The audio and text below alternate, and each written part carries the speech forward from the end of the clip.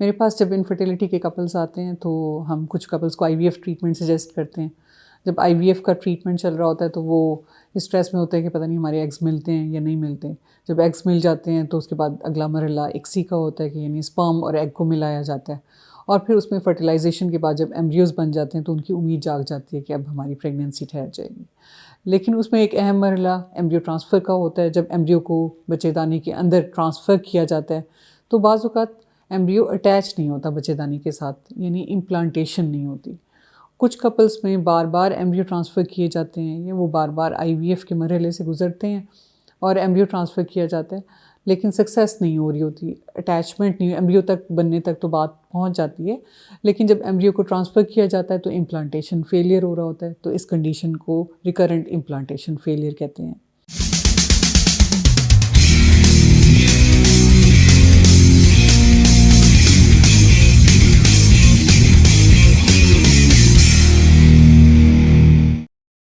अस्सलाम वालेकुम, मेरा नाम डॉक्टर सबाहत ख़ान है। मैं डॉक्टर्स हॉस्पिटल लाहौर में as obstetrician gynaecologist and IVF consultant practice कर रही हूँ। इस वीडियो के पार्ट 1 में मैंने आपको डिटेल से बताया था कि इम्प्लांटेशन फेलियर की क्या क्या वजूहात हो सकती हैं। तो आज की इस वीडियो में हम बात करेंगे कि इन वजूहात को कैसे ट्रीट किया जा सकता है। सबसे अहम तो चीज़ जो है वो है लाइफस्टाइल मॉडिफिकेशन, यानी आप जब भी आपका एम्ब्रियो बन जाए और आप एम्ब्रियो ट्रांसफ़र की तरफ जा रहे हैं तो कोशिश करें कि फ़िज़िकली एक्टिव रहें और अपने वेट को कम करें, वज़न को कम करें। वज़न ज़्यादा नहीं होना चाहिए एम्ब्रियो ट्रांसफ़र के वक्त, ताकि सक्सेस बढ़ जाए। स्मोकिंग और कैफ़ीन का इस्तेमाल जो है उसको कम कर दें और अपनी स्ट्रेस को मैनेज कीजिए। आपके IVF कंसल्टेंट्स आपके लिए बेस्ट IVF ट्रीटमेंट प्लान करते हैं, जिसमें वो चाहते हैं कि आपकी ओवरीज़ का ओवर रिस्पॉन्स भी ना आए और अंडर रिस्पॉन्स भी ना आए और हमें गुड क्वालिटी ऑफ एग्स मिल जाए।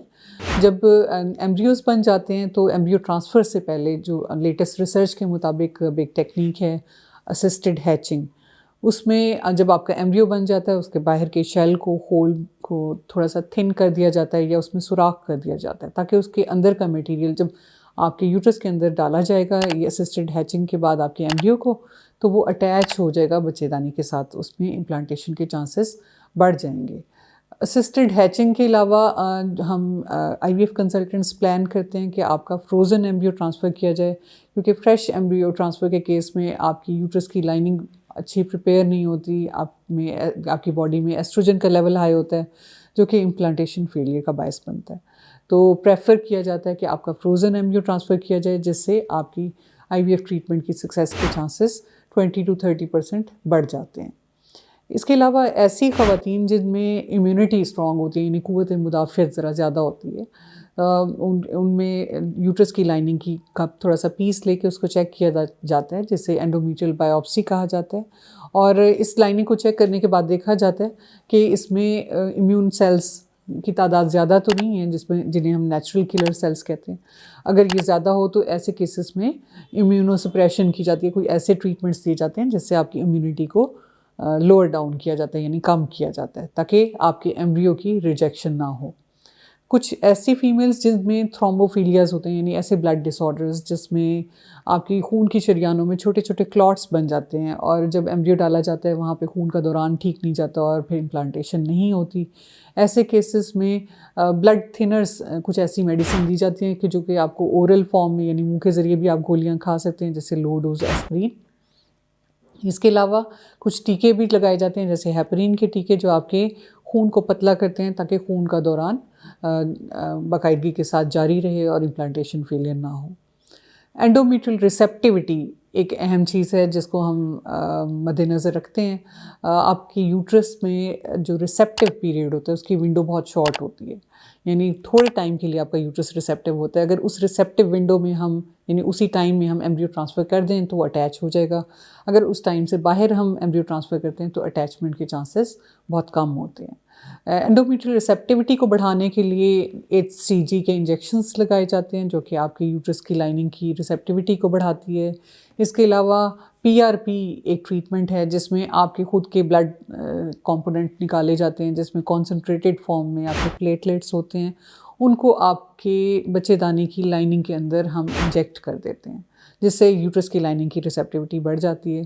इसके अलावा एंडोमेट्रियल स्क्रैचिंग एक और ऑप्शन है कि जिसमें हम आपके यूट्रस की लाइनिंग को थोड़ा सा स्क्रैच कर देते हैं और उससे आपकी यूट्रस की लाइनिंग में थोड़ा सा इम्यून रिस्पॉन्स, ऐसे पेशेंट्स में जिनमें हाइपो इम्यूनिटी होती है यानी कम इम्यूनिटी होती है, उनमें थोड़ा सा एनहांस हो जाता है और रिसेप्टिविटी बढ़ जाती है।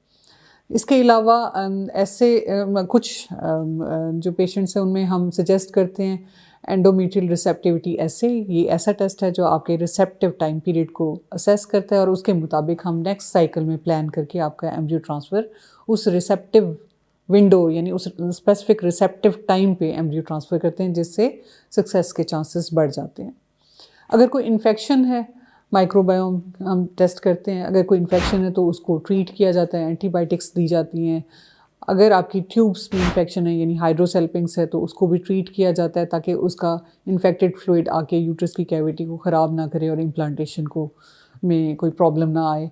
इसके अलावा अगर आपके बच्चेदानी के अंदर कोई प्रॉब्लम है, कोई स्ट्रक्चरल डिफेक्ट है, कोई पॉलिप है, कोई फाइब्राइड यानी रसोली है, तो उसको हिस्ट्रोस्कोपी करके रिमूव किया जाता है और क्लियर किया जाता है।